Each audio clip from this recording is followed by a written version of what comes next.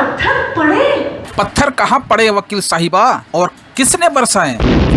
मैं खासकर एनडीटीवी और बाकी रिपोर्टर से देखना चाहूंगी कितना अच्छा आदमी है अंसार। उसके पड़ोसी भी कह रहे हैं, उसकी पत्नी भी कह रही है, तुम भाई बहनों बच्चों को भी ले आओ, उसके पीछे भी देख लो कौन कौन है, सबको उठा कर ले आओ। और आप न्यूज चैनल रहे ही नहीं क्या? क्या दिखा रहे हो? आप जज हैं, क्या दिखाना है आप तय करेंगी। आपसे बेहतर जानता है एनडीटीवी। एनडीटीवी ऐसे वकीलों से मुफ्त सलाह नहीं लेता।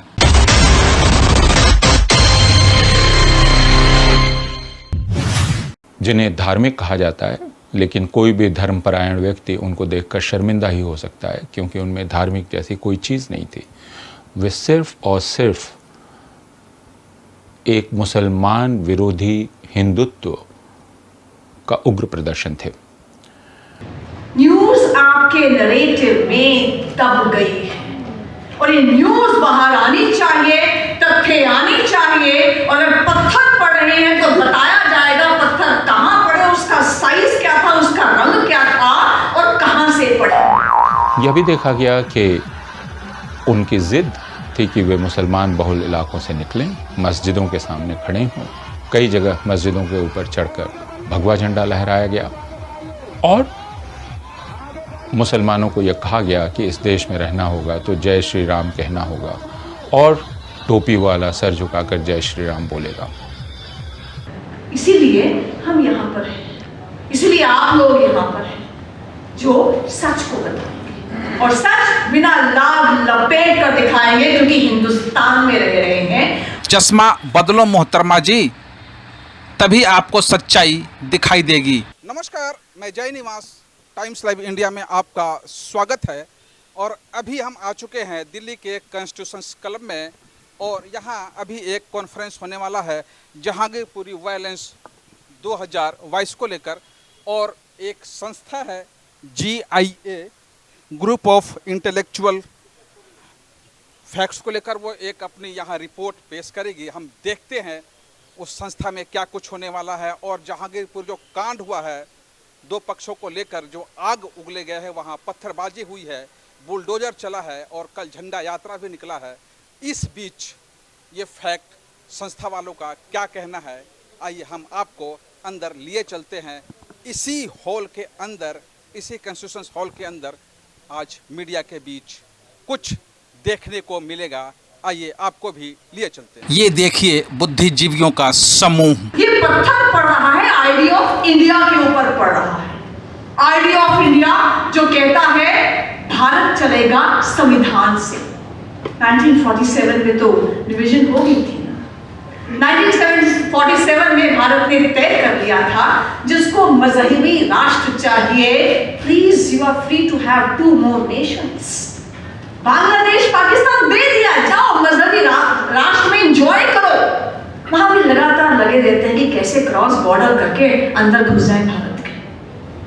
तब भारत ने तय किया था कि हम संविधान से चलेंगे, हम कॉन्स्टिट्यूशन ऑफ इंडिया से चलेंगे। आपका तर्क दलील बकवास है, बकवास। आपका तर्क जनता व मीडिया का समय बर्बाद कर सकता है, गुमराह नहीं। क्योंकि संविधान के प्रस्तावना में कहा गया है कि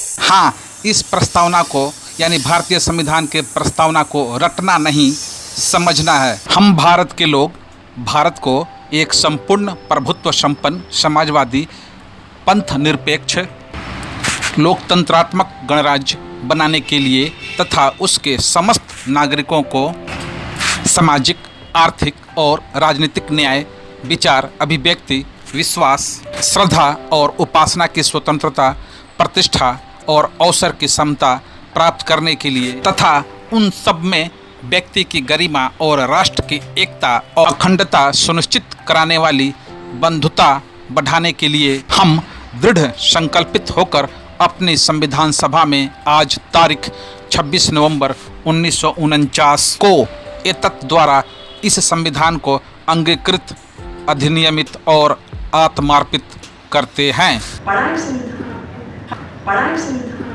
हम तो रोज पढ़ते हैं कोर्ट्स के अंदर। हाँ पढ़ा है। संविधान पढ़ने की नहीं, समझने की है। संविधान भारत की आत्मा है। गुमराह मत कीजिए, संविधान को समझें। इंडिया दैट इज भारत, और इंडिया दैट इज भारत क्या है? दो नाम क्यों है इसके? वो इसलिए दो नाम है कि भारत तो एक नवजात शिशु है, और जैसे कॉन्स्टिट्यूशन के फंडामेंटल फीचर्स होते हैं ना, ऐसे भारत के भी फंडामेंटल फीचर्स हैं। और भारत के फंडामेंटल फीचर्स क्या है? ईशावास्यम इदम सर्वम, हर और कण में भगवान है। एकम सत विप्रा बहुधा वदंती, कि ईश्वर एक है, उस तक पहुंचने के अलग अलग मार्ग है।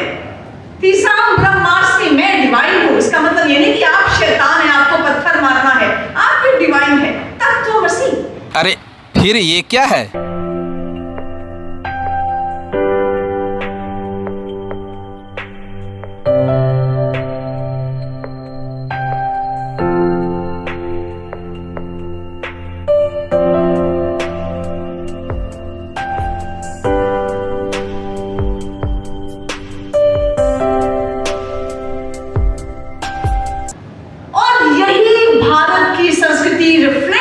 हमारे प्रियम्बल में, कॉन्स्टिट्यूशन ऑफ इंडिया में, जिसका प्रियम्बल की फर्स्ट लाइन है, we the people of India give to ourselves this constitution. हमारा संविधान ये नहीं कहता हम हिंदू अपने आप को कॉन्स्टिट्यूशन देते हैं, हम मुस्लिम अपने आप को कॉन्स्टिट्यूशन देते हैं, हम क्रिश्चियन अपने आप को कॉन्स्टिट्यूशन देते हैं, हम आदमी हैं, हम औरत हैं, हम upper caste, lower caste. No, वो कहता है we the people of India give to ourselves this constitution. हम भारत के लोग अपने आप को ये संविधान देते हैं जो सबको बराबरी देता है, सबको स्वतंत्रता देता है, सबको गरिमापूर्ण जीवन देता है। ये हुई ना बात। यानी आप अपने जुलूस पुलिस को इंटीमेट करके पब्लिक ऑर्डर के तहत आप निकाल सकते हैं। कहाँ लिखा है कि मस्जिद के आगे जुलूस नहीं निकल सकता? कहाँ लिखा है कि अगर ये पावन पर्व है रमजान का तो जुलूस नहीं निकल सकता? आप जाइए ग्राउंड जीरो पर, बहुत से लोग हमें मिले यहाँ से ग्राउंड जीरो पर, वहां से आए हैं यहाँ पर। आप जाइए, ग्राउंड जीरो बोलता है, आप जाइए वहां पर और आपको ध्यान आएगा कि 16 अप्रैल 2022 को जब हनुमान जयंती का जुलूस निकल रहा था, भक्तगण गा रहे थे, नाच रहे थे, गाने बजा रहे थे, खुशियां मना रहे थे। अब जन्मदिन पर कोई शोक तो मनाता नहीं है, खुशी मनाता है। खुशियां ऐसे मनाई जाती हैं। यह भी देखा गया कि उनकी ज़िद थी कि वे मुसलमान बहुल इलाकों से निकलें, मस्जिदों के सामने खड़े हों। कई जगह मस्जिदों के ऊपर चढ़कर भगवा झंडा लहराया गया और मुसलमानों को यह कहा गया कि इस देश में रहना होगा तो जय श्री राम कहना होगा, और टोपी वाला सर झुकाकर जय श्री राम बोलेगा। पुलिस के ऊपर हमला हुआ, उसको अरेस्ट कर लिया जाता है, उसकी पिस्टल रिकवर कर ली जाती है, सब सबूत उसके खिलाफ है कि हाँ उसने ऐसा किया। उसी एफआईआर में दूसरे पक्ष के लोगों को भी उठा लिया जाता है। तो ऐसा लग रहा है कि रिपोर्टर एफआईआर लिख रहा है, वो लग ही नहीं रहा कि पुलिस की एफआईआर है, पढ़ा है एक पक्ष ने ये किया, एक पक्ष ने। ऐसे कभी क्रिमिनल केस देखा है? पत्रकारों का इस तरह मजाक नहीं बनाया जाना चाहिए। संविधान रोज पढ़ने वाले को पुलिस और रिपोर्टर में फर्क पता होना चाहिए मैडम जी। उसके बाद आपके सामने लोगों ने बताया कि जो जुलूस है, जुलूस के ऑर्गेनाइजर्स पे 188 लगा, यानी अवहेलना किया, जो वहाँ पर पब्लिक एक ऑर्डर था उसकी अवहेलना किया आपने, परमिशन नहीं लिया आपने। सारे जुलूस भारत में ऐसे निकलते हैं, आप जाते हैं, आप वहाँ पर उसको स्टैम्प करवाते हैं, डायरी में एंट्री करवाते हैं, पुलिस 4-5 लोग आपके लिए दे देती है, आज भी ऐसे ही यहाँ पर आपका हो जाता है। परमिशंस कितनी और कब देती है, कहाँ देती है? इससे पहले वाले 2 जुलूस को परमिशन पुलिस ने दिया है। एक वकील को इस तरह कानून के खिलाफ नहीं बोलना चाहिए, ऐसे दलील मीडिया में शोभा नहीं देता है। पिछले 30 साल से वहाँ लगातार बांग्लादेशी बस्तियां बस्ती आ रही हैं, जिनको वहाँ जहांगीरपुर से जो लोग आए वो भी कहते हैं बंगाली मुसलमान, उनको कहा जाता है। तो ये बांग्लादेशी बस्तियां लगातार यहाँ बस्ती जा रही हैं, इलीगल बांग्लादेशी माइग्रेंट्स आ रहे हैं, अपने साथ ही कल्चर और संस्कृति ऑफ इंटॉलरेंस भी ला रहे हैं। कोई चेक करने वाला नहीं। GIA ऐसे ही रिपोर्ट बनाती है क्या? तथ्य गलत है। वे लोग बांग्लादेशी नहीं हैं, कूच बिहार से हैं। मोदी सरकार में जब कानून था उस समय कूच बिहार के दर्जनों गांव भारत का हिस्सा है जो पश्चिम बंगाल में स्थित है। हमने पहला पेज अपनी रिपोर्ट का कहा है Jahangirpuri violence 2022 a ticking time bomb of illegal Bangladeshi immigrants, of illegal trade, of illegal encroachments and radicalization. Police ने भी जांच में बताया है कि दंगों से जुड़े लोग बांग्लादेशी या रोहिंग्या नहीं हैं।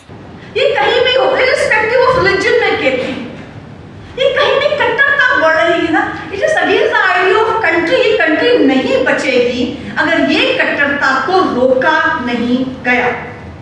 तो Bharat, India that is Bharat, इस संस्कृति के साथ रहना होगा, सह अस्तित्व, कोएग्जिस्टेंस को मानना पड़ेगा। रमजान भी चल सकता है और हनुमान जयंती का जुलूस भी जा सकता है। हम ईद में गले मिल सकते हैं, हम दिवाली में गले मिल सकते हैं। बीच में ये कहां से आ गया कि we are believers and you are non believers, we have every right to convert you?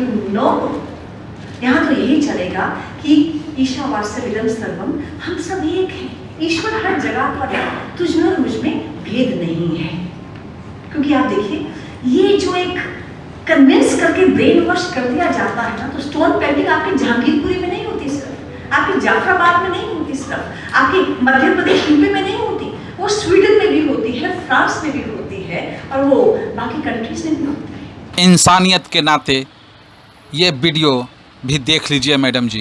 तो जब हमने यहाँ पर घूमे और हमने देखा, और मेरे पीछे आप देख भी सकते हैं कि छोटी छोटी जो लोगों की दुकानें थी मस्जिद की स्ट्रीट पर और उसके साथ में जो सटा हुआ इलाका है वहाँ पर उन्हें तोड़ दिया जाता है। इन दुकानों में शामिल है बाइक रिपेयरिंग वाली दुकानें, जो लोग कोल्ड ड्रिंक बेचते हैं, सिगरेट बेचते हैं, कूड़ा जो इकट्ठा करते हैं, उनकी भी दुकानें हैं। पर ये प्रॉपर गुमतियाँ थी, प्रॉपर शैंटीज थी जो तोड़ दी गई। हमने उनसे बात की और जाना कि पूरा मामला क्या था। और एक और बड़ी चीज जो हुई वो ये था कि लोगों को उनकी गलियों में ही बंद कर दिया गया था ताकि वो लोग चुप रहे, पीछे हट जाएं। और उन्होंने हमसे बात करते हुए ये बताया कि ये किस तरह से एक तरफा मामला है। ये बिल्कुल एक तरफा मामला है और मुसलमानों को इससे चुप कराने की, उन्हें डराने की और उन पर कंट्रोल एस्टैब्लिश करने की पूरी कोशिश है। हमने बात की सब लोगों से यहाँ पर, आइए सुनिए कि क्या हुआ। आज तो ये बहुत गलत करा, ये जो भी करा बिना परमिशन के, बिना किसी चीज़ के, बिना फालतू में तोड़ दे रहे हैं। कि परमिशन वगैरह कुछ आके देते कि भाई नोटिस वगैरह की जी ये है मैटर कि ये टूटने वाला है, आपका सामान वगैरह सब समेट लो, लेकिन कुछ नहीं दिया। ऐसे आके इन्होंने सारा तोड़ना चालू कर दिया। बेचारे परेशान हैं, लोगों के दिलों में बहुत तकलीफ हो रही है कि हमारा सामान भी खराब हुआ। यहाँ पर अभी कोई नोटिस नहीं है, हमारा 1-1.5 लाख रुपए का सारा सब कुछ सामान उठा ले जा रहा है, फ्रिज उठा ले जा रहा है, मशीन उठा ले जा रहा है। कितने जगह है? हमें ऑर्डर देगा, जब हमें पूछ के तो ऑर्डर देगा, बिना ऑर्डर में कैसे हमारा सारा सामान उठा के ले जाएगा। और आप लोगों को ये पीछे बांध करके रखा हुआ है, कब से हुआ? सुबह से कब से बुलडोजिंग शुरू हुई बताओ? हमें बाहर ही नहीं आने दे रहा है और ना हमारा सामान उठाने दे रहा है। सुबह से जब से आया हमें ऑर्डर ही नहीं दिया, हमें पता भी नहीं है और हमारा सब कुछ, हमारा मस्जिद का गेट तोड़ा जा रहा है। ये पहली बार ही हुआ है। हमें क्यों इतना अत्याचार हमारे ऊपर करना है तो दोनों पार्टी को करो। जो मेरा भाई का अकबर का वहाँ पे खोखा था पान बीड़ी सिगरेट का, उसका जो है 2 लाख 2.5 लाख रुपए का सामान, 4 फ्रिज उसने इसी कुछ ही दिन के अंदर खरीदा था। लेकिन ना पर ये बताया जो हटा लीजिए सामान भगवान, कुछ नहीं हटाने बोला। और इतनी जल्दी सुप्रीम कोर्ट ऑर्डर नहीं देता, उसमें भी 3-4 दिन लग जाते हैं। परसों झगड़ा, कल इन्होंने सुनवाई करी, आज तोड़फोड़ मचा दी। इनके पास में शायद कोई नोटिस नहीं है, कुछ नहीं है, फिर भी इन लोगों ने तोड़फोड़ मचा दी। ठीक है, उसके बावजूद भी फिर भी ये वहाँ तोड़फोड़ मचाते रहे। उसके बाद में सुप्रीम कोर्ट ने ऑर्डर दिया ये रोक दिया जाए। उसके बावजूद भी यहाँ के तोड़फोड़ इन लोगों ने मचा दी। कितनी देर तक चली उसके बाद तोड़फोड़? उसके बाद भी कम से कम 1-1.5 घंटे। ये वहाँ से देखो ना, सारा कुछ तोड़ दिया, मस्जिद का गेट वगैरह सब कुछ बिल्कुल नुकसान कर दिया जी। ठीक है, यही चीज़ है। अब ये मुझे कम से कम टाइम देते 1-1.5 घंटे का, या कल बता देंगे कल जो है टूटने वाला है, तो हम जो थोड़ा इंतजाम करते हैं। ग्राहकों की गाड़ियाँ मेरी सब तोड़-फोड़ कर दी, सब जो है बुलडोजर मार के सब तोड़ दिया, ये सारा सामान तोड़-फोड़ कर दिया। उसके बावजूद भी बोल रहे हैं एमसीडी वालों को ये सामान ले जाओ। आप ये बताइए कि आपको लग रहा है कि ये जब हिंसा भड़की है उसके बाद लोग काफ़ी रूप में सामने आकर पुलिस के खिलाफ बोल रहे थे और अपना पक्ष आगे रख रहे थे, तो उन लोगों को डराने की, चुप कराने की कोशिश है? हाँ जी, हाँ जी, यही है और कुछ नहीं। हम तो रोज कमाने खाने वाले आदमी हैं, हमें तो कुछ पता भी नहीं है क्या क्या हुआ क्या नहीं हुआ। मैं तो उस दिन यहाँ था भी नहीं जी, जिस दिन ये झगड़ा वगड़ा हुआ। पर आप कह रहे हैं कि आपको कोई नोटिस नहीं दिया गया? नोटिस नहीं दिया, आज का ये कुछ नोटिस ही नहीं दिया गया, आए और तोड़ दिया, बुलडोजर डाल दिया। क्या कुछ घर टूटे हैं इसमें कि सिर्फ दुकानें हैं? ये सिर्फ दुकानें हैं, घर नहीं है। अच्छा, और बहुत से लोग ये भी कह रहे हैं कि मस्जिद को चोट आई, ऐसा आपको कुछ है? नहीं, मस्जिद को चोट आई है, वो देखिए ना, सारी दीवार वगैरह सब तोड़ी है। मस्जिद का गेट था, गेट तोड़ दिया। कहाँ पर गेट था? ये गेट था, ये देख रहे हो आप, ये जी दरवाजे पड़े। पर ये तो दुकान का है ना कि मस्जिद का है? नहीं, मस्जिद का, आप देखिए ना। अब देखिए मैडम की दलील। हम लोग वहाँ गए, हमने अपनी जो भी रिपोर्ट में देखा है हमने इसके अंदर लिखा है, आप रिपोर्ट को देखिए, ठीक है? मैम, आपने जो भी फैक्ट वहाँ से निकाल के लाया है वो एक तरफा नहीं है। जैसे केवल आप एक पक्ष की बात कर रहे हैं, दूसरे पक्ष का कुछ भी नहीं बता रहे हैं। जैसे क्या? जैसे क्या? एक वीडियो ऐसा भी है और बुद्धिवेत्ता लोगों ने अपने अपने चैनल पे डाला है, सोशल मीडिया पे डाला है, मस्जिद के ऊपर झंडा फहराया जा रहा है और नीचे भगवा गले में डाले लोग डांस कर रहे हैं, बाइक पे घूम रहे हैं। एक काम कीजिए, वो जो वीडियो है ना कि वो मस्जिद पे झंडा लगाया है, you give it to the police. जहाँ से वीडियो मैम आपको सारा कुछ मिल रहा है वो भी वीडियो उसी डोमेन में है। आपने जो क्वेश्चन कहा ना, मैं उसका आंसर दे रही हूँ, है ना? उसका आंसर ये है कि अगर ऐसा कोई वीडियो है, give it to the police and let police take action under Indian penal code. तो मैम हमने देखिए, एक होता है आप ना लगातार क्वेश्चन पूछे, आप ना आंसर नहीं जाना, you can throw questions, you can ask questions, wait for the response. ये मैं नरेटिव कहती हूँ हमेशा। नेटिव होता है मैं ही बोलूँगा, नहीं, आपने क्वेश्चन पूछा, आप आंसर की वेट कीजिए। मैंने ऐसा वीडियो नहीं देखा, आपने देखा है, give it to the police and let the police and the criminal justice system act against them, let them act against them. मैंने ऐसा वीडियो नहीं देखा। संविधान का, देश का जस्टिस कोर्ट कहता है कि तराजू के दो पलड़े होते हैं और दोनों बराबर होते हैं, लेकिन आपकी फैक्ट में केवल एक पलड़े की बात करी, एक पक्ष की बात की जाएगी, दूसरे पक्ष कहीं है ही नहीं, नदारत है। क्या हो गया, क्या कहें? दूसरा पक्ष के साथ जो कुछ हुआ है, क्या या समुदाय की बात नहीं कर रहे, दूसरे पक्ष की जो घटना घटी है, क्या कुछ भी आप रखते क्या हैं। क्या बताइए ना, क्या वो आपने वहाँ से क्या हमने जो देखा ऐसा है? आप उसको बांग्लादेशी रोहिंग्या कह मैंने रहे कहा ना, आप लगा एक चीज क्या रहता है, हम पूछेंगे, we will not wait for the answer to come. No, गलत नहीं, आई एम सॉरी। आपने पूछा, उसी को आपने क्या 5 बार रिपीट किया, लेट मी आंसर इट। हमने जो देखा, हमने फैक्ट फाइंडिंग में बोल दिया, आप रिपोर्ट पढ़ लीजिए हमारी, आपने जो देखा है आप उसको रिपोर्ट कर दीजिए, ठीक है? Thank you.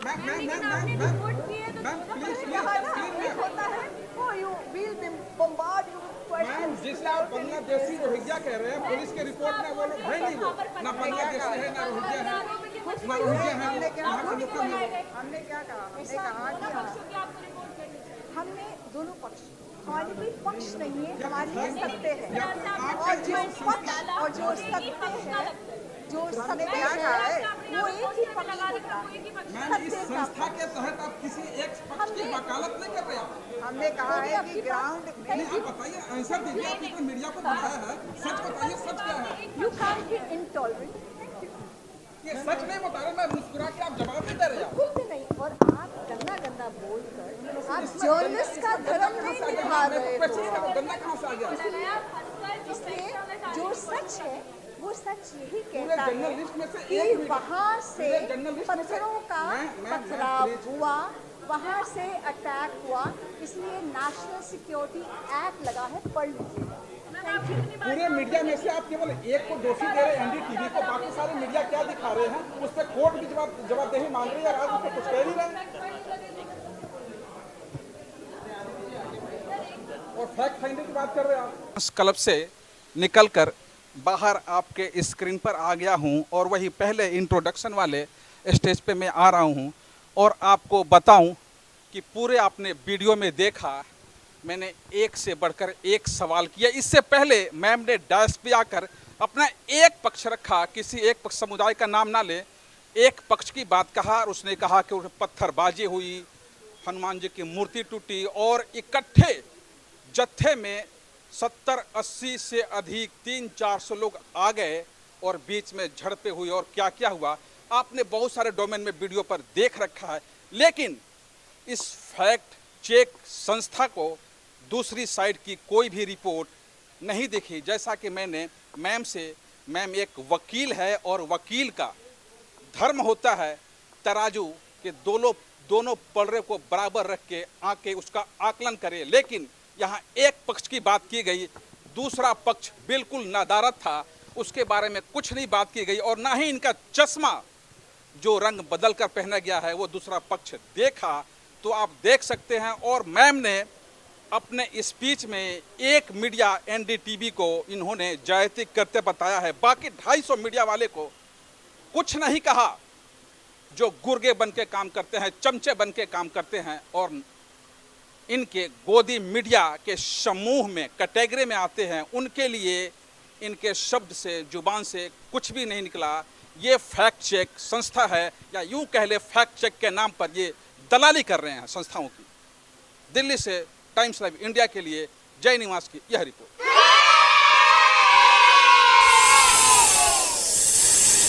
आप ये वीडियो YouTube पर देख रहे हैं तो हमारे चैनल को सब्सक्राइब करें और बेल आइकन को दबाना ना भूलें। अगर आप Facebook पर ये वीडियो देख रहे हैं तो हमारे पेज को लाइक करें।